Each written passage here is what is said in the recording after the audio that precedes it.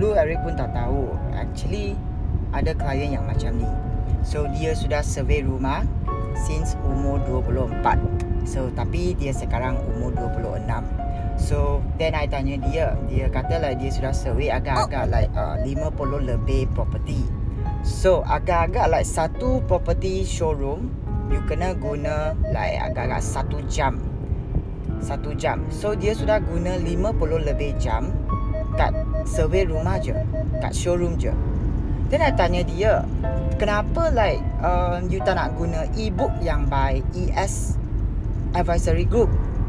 E-book tu kan dalam ada semua senarai projek yang kat Klang Valley area, Kuala Lumpur dengan Selangor. Tok jumlah ada 800 lebih.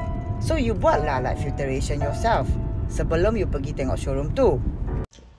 Terima kasih kerana habiskan video ni. Okey, untuk siapa-siapa yang nak dapatkan percuma punya e-book, senang je. Komen lokasi yang you tengah survey kat komen. Kami akan share you e-book yang percuma. Terima kasih.